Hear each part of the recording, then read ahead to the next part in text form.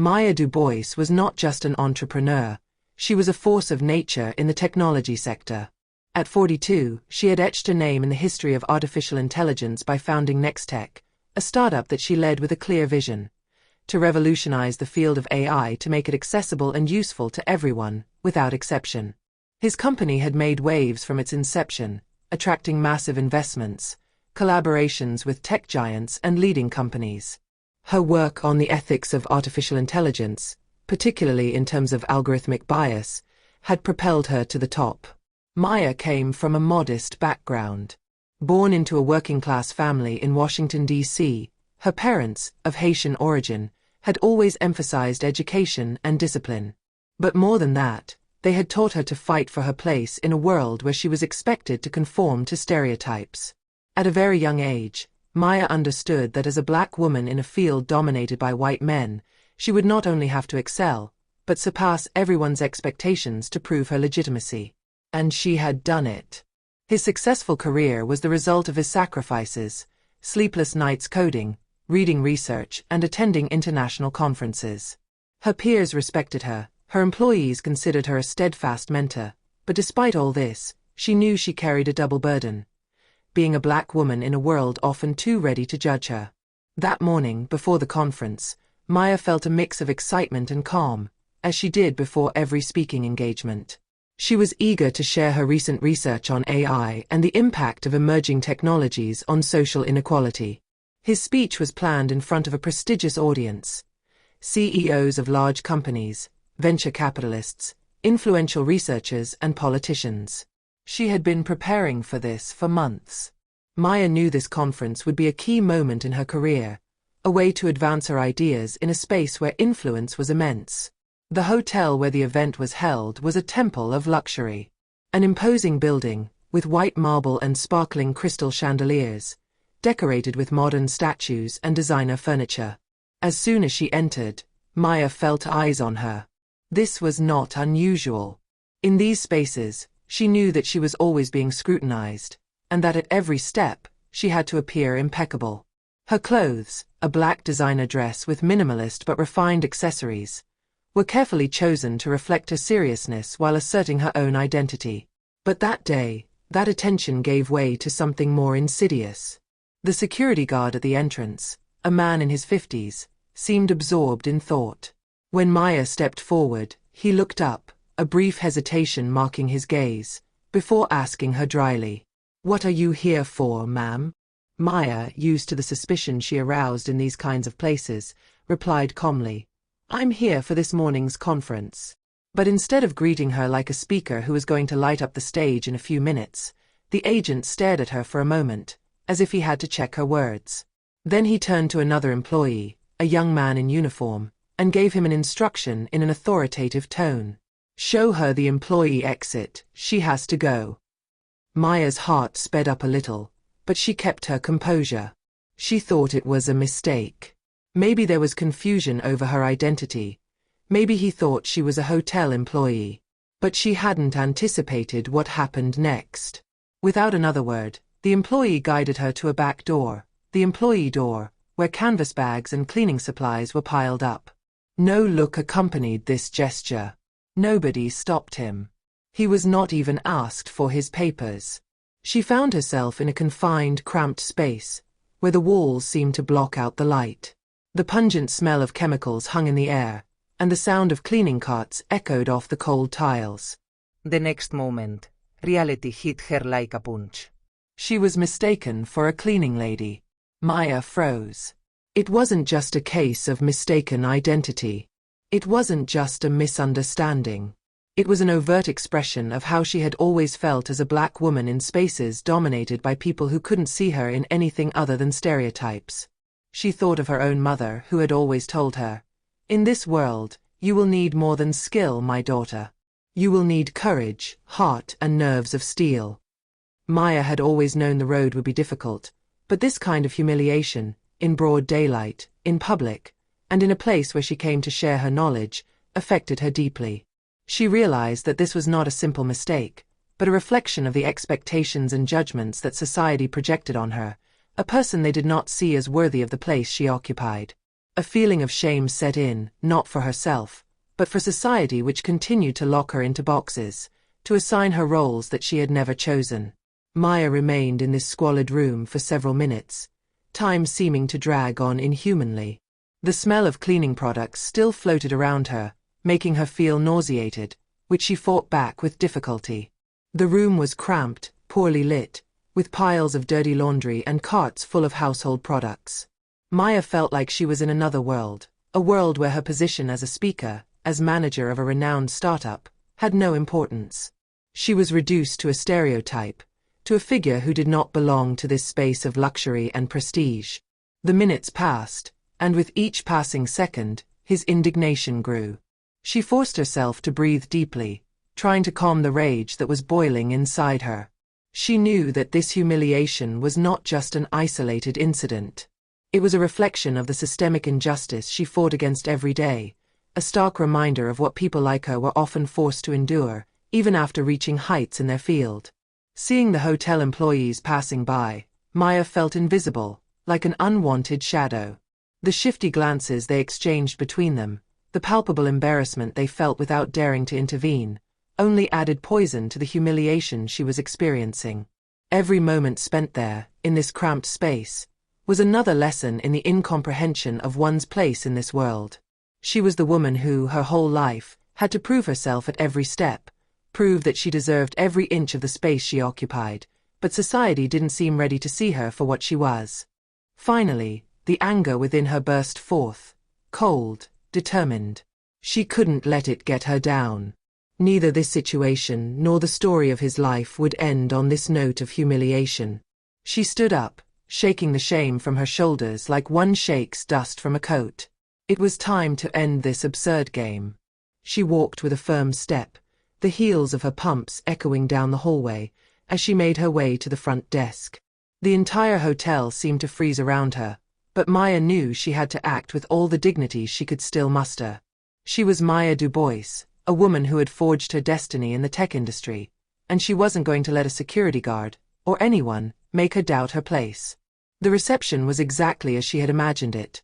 Clean, shiny, a place where luxury breathed into every corner. This was where she belonged, not in a cleaning room. This is where she would make her voice heard. In front of her, a young blonde woman, the receptionist, seemed busy, tapping on her keyboard, her eyes glued to her screen. Maya stopped in front of the counter, and in a calm but firm tone, she spoke. "I'm Maya Dubois, this morning's speaker. I'm here to speak to several hundred people in the next hour." The receptionist looked up, a moment of surprise in her eyes, before confusion gave way to hesitation. She looked at her as if she doubted her words, as if the idea that a black woman, dressed in a simple but elegant dress, could be the speaker of the day disturbed her deeply. She finally replied in a slightly hesitant voice. "I'm sorry, but I saw you in the staff room, and—" "Yes," Maya interrupted, her tone cold and determined. "I was taken there by a security guard who mistook me for a cleaning lady." The silence fell suddenly between them, heavy and heavy, like a leaden screed. The receptionist, red with embarrassment, bit her lower lip, visibly embarrassed, before stammering. "It's a misunderstanding. I'll sort it out right away." Maya stared at her for a long time, her eyes burning with suppressed anger, but also with deep sadness. A misunderstanding. Was this what public humiliation was now called? A simple misunderstanding, a regrettable mistake that would disappear into thin air, swept away by a hasty apology? No. This situation was not a simple question of misunderstanding. It was a question of perception, of deep-rooted prejudices, and of the invisible barrier that separated Maya from the recognition she deserved. Maya knew that this humiliation went far beyond what had happened at that precise moment. This was not just an isolated incident. It was the reflection of a society that did not want to see what she accomplished, of a society that rejected her, that confined her to boxes without understanding the magnitude of her work. Even after everything she had accomplished, even after proving again and again that she was the equal of any white man in her field, society's gaze remained that of an invisible black woman, confined to traditional roles. She didn't want an apology. She didn't want a simple resolution of the situation. What she was experiencing was not an accident. This was the reality of systemic discrimination, and she intended to confront it. She looked at the receptionist, and before she could even react, Maya made a decision. She was going to make this day not marked by shame. It would be a day of awareness, of breaking with stereotypes. If she were to be a catalyst for wider awareness, then she would be. As she prepared to take the stage for her talk, the atmosphere in the hotel was electric, full of promise and anticipation. Maya felt ready, confident, ready to share her ideas with an awaiting audience. But as she adjusted her speech in her head, her phone suddenly vibrated. She glanced over, and upon seeing the title of the message, her hands froze. An explosive article had just been published in the national media. The title was damning. Prestigious speaker humiliated in a luxury hotel. A security guard treats a black woman like a servant. The incident, filmed by an attentive witness, went viral. The video, posted online by a passerby who had witnessed the scene, was now circulating on all social platforms. It showed Maya, forced to follow the security guard, with a resolute expression, but also palpable humiliation, walking through the hotel lobby, before being led into the staff room, like a simple invisible worker. The security guard, implacable and casual, had accompanied her, pushing her towards the employee's exit, without a word of apology, without a shadow of a doubt. The image of Maya, a proud and accomplished black woman, reduced to a servant in a prestigious place, shocked the country. The next morning, the whole world was shaken. Social networks were in turmoil. Hashtags #Black businesswoman and #Maya Du Bois occupied the top places in the trends. Internet users reacted with passionate fervor, denouncing the humiliation experienced by Maya and, more broadly, the systemic attitude of luxury establishments towards people of color. Thousands of messages of indignation followed one another. Some accused the hotel of institutionalized racism, while others expressed their support for Maya and all the people who suffered this type of humiliation on a daily basis without being able to defend themselves. In the hours that followed, opinion leaders, civil rights activists, celebrities and political figures spoke out to express their solidarity. The networks were flooded with messages calling for social justice. Maya, without even realizing it, had become the symbol of the fight against racial stereotypes, a beacon for those who, like her, fought to be seen for who they really were. Interviews multiplied, feature articles were written, and the video of the incident became a subject of national analysis. The country was in conversation about the place of minorities in spaces of power, particularly in environments that claimed prestige and elitism. Then, an event marked a decisive turning point. Maya was invited to a special live broadcast, where she would have the opportunity to share her experience in front of a national audience. The moment was crucial. As she walked onto set, surrounded by cameras and spotlights, she felt enormous pressure on her shoulders. But she knew this moment was not for her alone.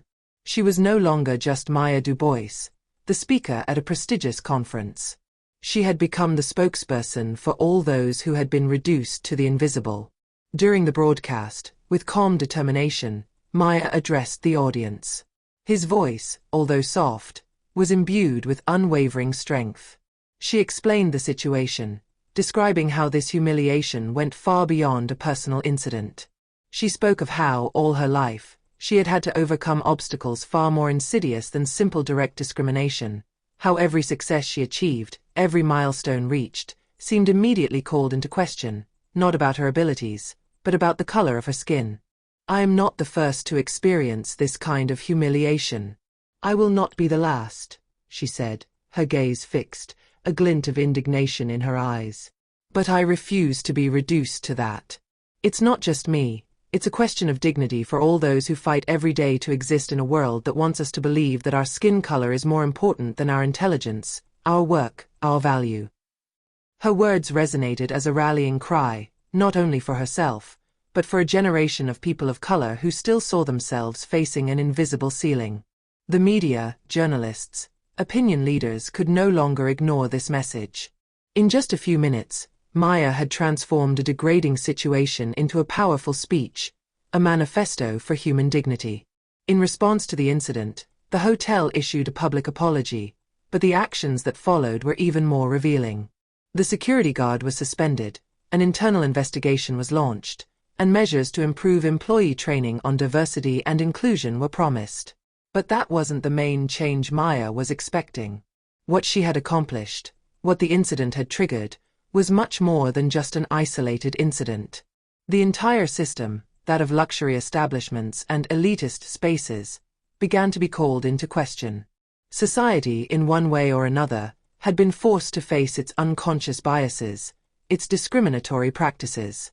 For Maya, the recognition did not come from the hotel, nor from the official apology.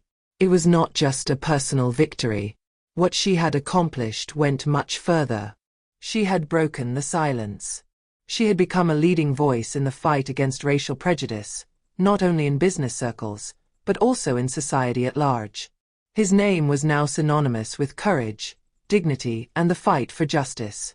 Her story made headlines not because she was humiliated, but because she had the incredible courage to stand up, speak out, and turn the experience into a call to action. The incident would never again be seen as a simple error by a security agent, but as the catalyst for collective awareness. And so, amid the darkness of injustice, a light was turned on, showing everyone that sometimes it takes more than an apology to repair a hurt. It takes deep, lasting change.